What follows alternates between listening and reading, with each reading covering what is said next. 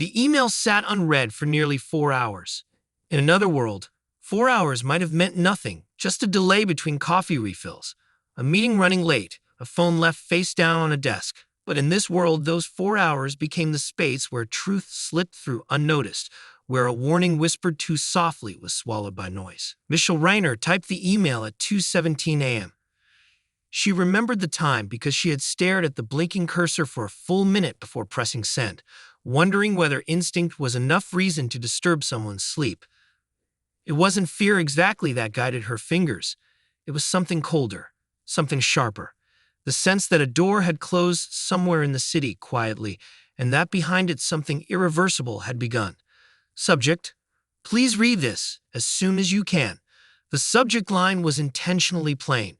Michelle had learned long ago that urgency wrapped in drama rarely got taken seriously. Years spent adjacent to power, political fundraisers, industry dinners, conversations that shaped public narratives, had taught her that restraint was louder than panic.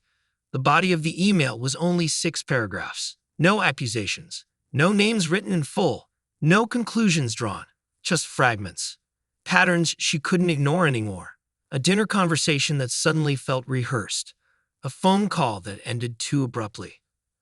A charity event invitation that didn't align with the guest list. And one sentence placed carefully at the end, as if she were afraid it might shatter something fragile if written too boldly. If anything happens in the next day or two, please know that I tried to say something. She sent it to a longtime friend, someone outside the spotlight, someone who understood discretion better than loyalty, someone who would read between the lines. Then she closed her laptop and sat in the dark. The quiet before exposure. Los Angeles never truly sleeps, but it does grow quieter in ways that feel unnatural. At 2:30 a.m., the city seems to hold its breath. Michelle stepped onto the balcony and looked down at the scattered lights, each one representing a life unaware of what the morning headlines would bring. She had lived long enough to recognize the rhythm of scandal. First comes denial, then confusion, then the carefully worded statements, then the public hunger for details, for blame, for villains. What terrified her was not the exposure itself, but the delay, the space between truth existing and truth being acknowledged. That space, she knew, was where the most damage happened. She thought of Rob asleep in the bedroom, unaware of the email, unaware of the weight pressing against her chest. She did not wake him. Some truths, once shared, could not be taken back. And she was not yet certain which truth this was. Morning news. By 8:46 a.m., her phone would not stop vibrating. Messages came in waves, first from acquaintances, then from journalists, then from numbers she did not recognize. The word murders appeared in texts before she had even turned on the television. 2 deaths. A connection no one expected. A timeline that unraveled faster the closer reporters looked. Michelle sat at the kitchen table, hands wrapped around a mug of coffee she had not touched. The email replayed itself in her mind, sentence by sentence, now heavier with consequence. She opened her laptop. Unread, one reply. Timestamp, 6:03 a.m. I saw this too late. I think you were right. That was all it said. The weight of knowing. Public narratives move quickly, but personal ones move slowly. As the story unfolded on screens across the country, Michelle felt an unfamiliar emotion settle in, something between grief and responsibility. She had not caused what happened. She had not stopped it either. The world would never know about the email. It would not appear in documentaries or timelines or court filings. It would exist only as a quiet footnote in her memory, an unanswered question about whether warnings mattered if they arrived before anyone was listening. She watched Rob read the news, his expression shifting from disbelief to sorrow to something harder to name. He looked at her, searching her face for reassurance, for clarity, for a sense that the world still made sense. She offered none, because sometimes the truth does not offer comfort, it only offers context. Silence as survival. By noon, publicists had begun to call. Friends suggested statements. Others suggested distance. Michelle declined all of it. She understood something many did not, that silence is not always avoidance. Sometimes it is preservation. She thought again of the email, of how carefully she had written it, how afraid she had been to sound dramatic. She wondered whether she should have written more, whether clarity might have changed anything. But clarity is always easier after the fact. That night, she reopened the sent message and read it one last time. The words looked smaller now, less urgent, less powerful than the events that followed. Still, they'd existed, and that mattered. What remains, years later, when the case would be discussed in hushed tones and speculative podcasts, Michelle would never speak of the email. She would never confirm its existence or deny it. Not because she feared exposure, but because she understood that not every truth belongs to the public. Some truths exist only to remind us that intuition is real, that warning signs are rarely loud, and that even when we try to do the right thing, timing can betray us. The email did not stop the tragedy, but it proved something else, that someone noticed, that someone cared enough to speak, even when unsure of being heard. And in a world obsessed with aftermaths, that quiet moment before everything changed would remain the most haunting of all. She closed the laptop, but the words followed her anyway. Sleep did not come that night, not the deep, forgiving kind. Instead, Michelle drifted in and out of half-consciousness, where memory and imagination braided together in unsettling ways. Every sound in the house felt amplified. The refrigerator's low hum, the distant siren that rose and faded somewhere beyond the hills, the soft shift of Rob turning beside her in bed. Each noise seemed like a reminder that the world was still moving forward, indifferent to the moment she wished she could rewind. At dawn, the light crept into the room slowly, as if even the sun hesitated to reveal what the day would bring. She rose quietly and returned to the kitchen, scrolling through headlines she already knew by heart. Each article added details, some accurate, some careless, some plainly wrong. Timelines were sketched and reshaped, motives guessed at with reckless confidence. Commentators spoke with certainty about things they could not possibly know. What unsettled her most was not the speculation, but how quickly strangers turned tragedy into narrative. They needed villains, heroes, causes. Loose ends made them uncomfortable, and Michelle understood why. Uncertainty is terrifying. The call that never came. Throughout the day, she waited for a call she wasn't sure would ever come from law enforcement, from an investigator, from someone asking the right question in the right way. But the phone remained silent in that regard. Instead, there were polite check-ins, carefully worded condolences, invitations to talk later. No one asked what she knew. That absence told her more than any question could have. The machinery of response had already been set in motion, and it did not pause for intuition or unfiled emails. Facts would be gathered where they were easiest to reach. Official records would outweigh quiet warnings every time. By evening, she realized something with unsettling clarity. The email had already done all it ever would. It had crossed the threshold from action into memory, a private reckoning. That night, Michelle finally told Rob, not everything, just enough. She spoke carefully, choosing words that carried truth without burdening him with weight he did not need to carry. She told him she had felt something was wrong, that she had tried to alert someone, that it hadn't been enough. Rob listened without interrupting, his face unreadable. When she finished, he reached for her hand, not in comfort, but in acknowledgement. I know that feeling, he said quietly. The sense that you're watching something move toward a cliff, and you don't know how to stop it. She nodded. It was the closest thing to understanding she had heard all day. They did not speak of it again. Time relentless, weeks passed, then months. The story faded from front pages, replaced by fresher outrage, newer grief. But for Michelle, it never truly receded. It surfaced in unexpected moments, standing in line at a grocery store, hearing a familiar name in a crowded room, catching a phrase that echoed something from that late-night conversation she wished she could replay. She never deleted the email. It lived in a folder marked only with a date, no label, no explanation, just a quiet marker in time. Occasionally, she wondered what would happen as she opened it years from now, whether the words would still feel heavy or whether time would dull their edges enough to make them readable without regret. She suspected the former. What the world never sees. There are stories that unfold in courtrooms and headlines, and then there are the stories that live in the margins, the almosts, the instincts, the warnings that never find their audience. Michelle learned that day that history is not only shaped by what happens, but by what nearly does. By the emails sent too early, the conversations had too late, the people who sensed a fracture before it split wide open. She carried that knowledge quietly, without performance or confession, because some burdens are not meant to be shared. They are meant to be remembered. Years later, the memory would return not as a sharp pain, but as a low, persistent ache, like an old injury that flares without warning. Michelle discovered this one quiet afternoon while sorting through a drawer she had avoided for a long time. It held programs from events long finished, handwritten notes from people she no longer spoke to, and at the bottom, an old tablet she hadn't powered on in years. She hesitated before pressing the button. The device hummed awake slowly, as if reluctant to re-enter the present. Notifications flooded the screen and then settled. Out of habit more than intention, she opened her email. The folder with the date was still there, untouched. She did not open it. Some things, she had learned, did not need revisiting to remain real. The unasked question. Occasionally, someone would ask her, never directly, never boldly, whether she had sensed anything before everything happened. The questions were usually disguised as curiosity, framed as concern, softened by time.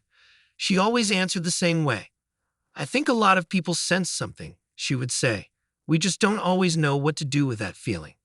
It was true, and it was enough. What she did not say was that sensing and acting are two entirely different acts of courage. One requires awareness, the other demands consequence. She had learned that lesson in the quietest way possible. Living forward, life continued as it always does. New projects filled the calendar. New causes demanded attention. New conversations replaced the old ones.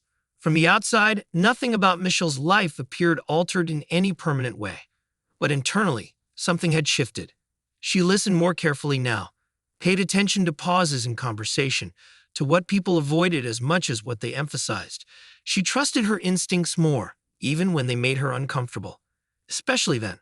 The world often rewards certainty, but Michelle had grown more comfortable with doubt. Doubt, she realized, was not weakness. It was awareness without illusion. A different kind of legacy. The tragedy would eventually be referenced as a turning point by commentators who loved clean arcs and moral conclusions.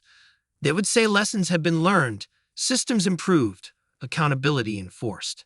Michelle never corrected them, because the real lesson, the one that mattered to her, could not be summarized in a panel discussion or captured in a headline. It was this, that doing the right thing does not guarantee the right outcome, that warning signs do not always come with instructions, that sometimes the most important actions we take leave no visible trace at all, except on us. The email reframed. On a quiet evening, not unlike the one when she had first sent it, Michelle finally opened the email again. She read it slowly, without judgment this time. The words no longer felt small. They felt human, incomplete, careful, honest. She realized then that the email was never meant to stop a tragedy. It was meant to answer a question she would otherwise have carried forever. Did I try? And she had. She closed the message, not with regret, but with something close to peace. Outside, the city glowed as it always had, busy, unaware, alive. Somewhere people were sensing things they didn't yet understand, standing at the edge of decisions they would later question. Michelle hoped they would speak sooner than she had. But she also knew this truth, now deeply and irrevocably. Even when words arrive too late, it still matter. Because silence, once chosen, never forgives. The realization stayed with her longer than she expected. In the days after reopening the email, Michelle found herself thinking less about the tragedy itself and more about the fragile chain of moments that lead people to speak or stay silent. She began to notice how often conversations brushed up against something important and then veered away, how easily discomfort redirected truth. At a small dinner one evening, a friend paused mid-sentence, clearly debating whether to finish a thought. Michelle waited. She did not rush to reassure, did not fill the silence. Eventually, the friend spoke again, voice quieter but steadier. Later, driving home, Michelle understood that patience had become her quiet form of intervention. Not control, not correction, just space. Echoes, not answers. There were still nights when the past returned uninvited, not as images, but as questions. What if she had called instead of written? What if she had named names instead of hinting? What if urgency had outweighed caution? She learned not to chase those questions too far, They led nowhere solid, only into alternate versions of history that could never be tested. Instead, she treated them like echoes in a canyon, acknowledgments of depth, not invitations to jump. Some answers, she realized, are unknowable by design. The subtle shift. Over time, people began to notice a change in her. Not dramatic, not visible enough to comment on directly. She spoke less at gatherings, but when she did, others listened. She asked sharper questions, the kind that lingered after conversations ended. Younger women sometimes gravitated toward her without quite knowing why. They spoke about unease at work, about instincts they feared would make them seem difficult or dramatic. Michelle never told them what to do. She told them this instead. Pay attention to the moment you start doubting yourself. That's usually the moment something important is happening. It was the closest she came to confession.